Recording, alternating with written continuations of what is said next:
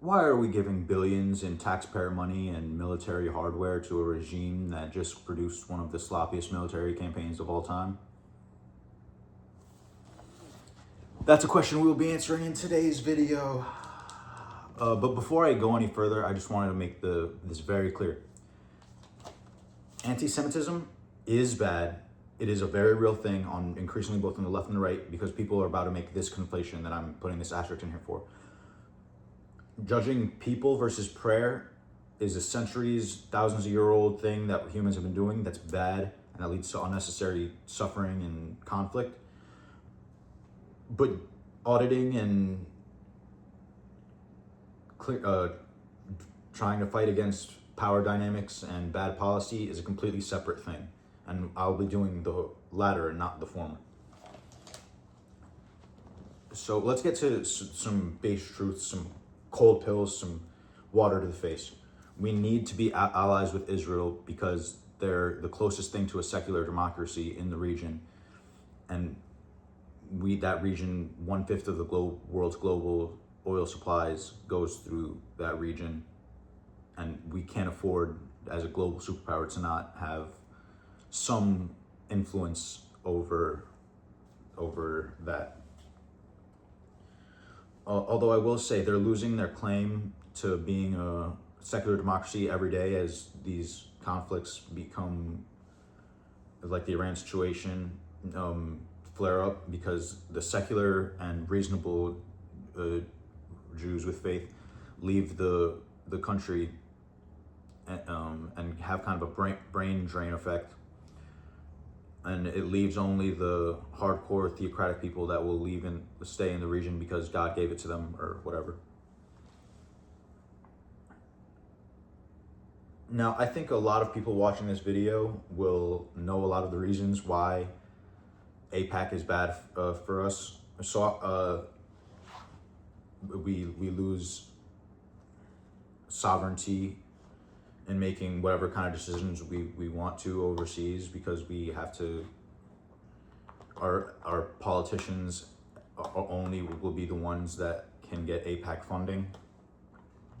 But let's talk a little bit about the invisible dome. We know about the Iron Dome, which is what I was looking to before. You know about the Iron Dome.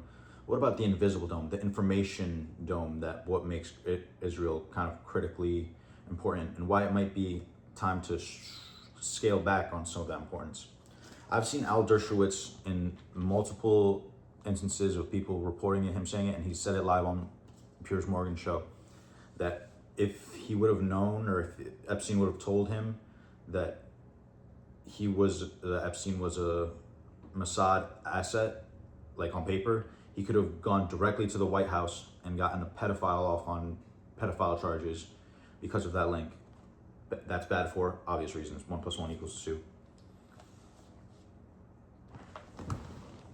It also leads to a situation where we lose our moral high ground on the global stage, because other countries can look at us and say, you have a pedophile president who's protecting the Epstein list and not letting that out, because who knows who's on the list. There are probably other important people besides Jeffrey Epstein, which our government is trying to tell us, nah, man, there's no cabal. All those thousands of girls were just, I guess, raping themselves. And that we have big egg on our face. I see this a lot. I'm plugged into Japanese Twitter. They go hard, and a little bit of Chinese Twitter, just because it's really funny.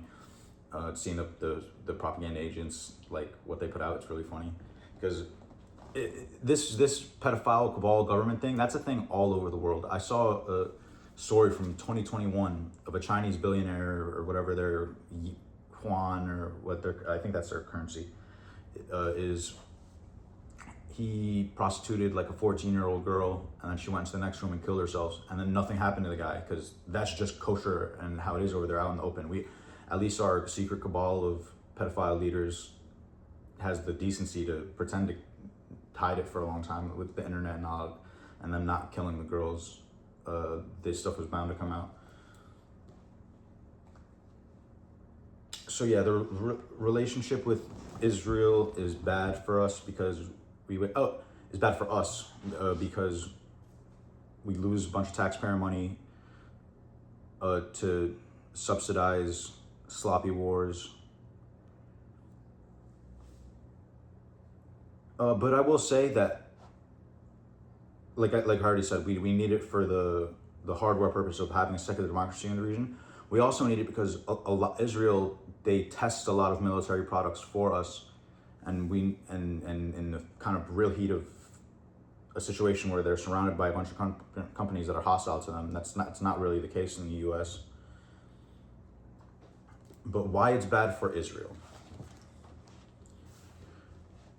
14% of the Israel population is Orthodox Haredi Jews, and only 54% of the men in that population work. They outbreed the rest of their citizens, and the citizens that aren't that extremely religious might lean towards leaving the country because of regional instability.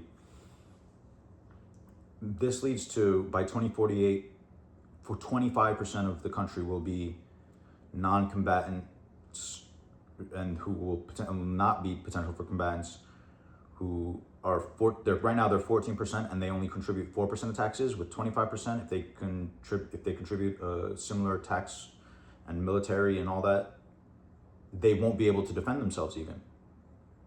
And Israel has the right to exist, right?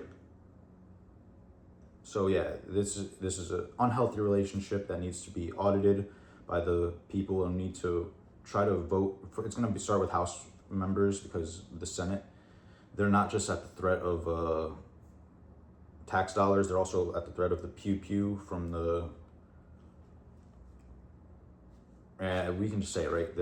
I'm on YouTube, but and I know people get censored for making certain insinuations. So yeah, it's just the money that's making people like Charlie Kirk and all that. I've gotten everything I want to say about the situation out. Vote with your wise mind. Just wanted to add 2 points looking back. About 1 point about China, just real quick, and then 1 point about the theocracy in Israel and low-key the U.S. But that's the backstory in the U.S. Don't be Jack Ma, though, in China, and slightly criticize your government's policies, or you will turn into from super mega rich trillionaire, billionaire Ghana type of guy into salaryman for judging your own government, which I don't like. But they're good. I was gonna go on the whole asterisk. Oh, but there are good parts of China, like they're energy independent, and they use a lot of electricity and stuff like that. But the thing people don't like to say a lot of the time is most of their citizens are actually under materialized and like live in those type of conditions in order to support the top like whatever percent that do live within like the cities that are like cool and like have the run on the technology and kind of look like Tokyo, Shibuya type stuff.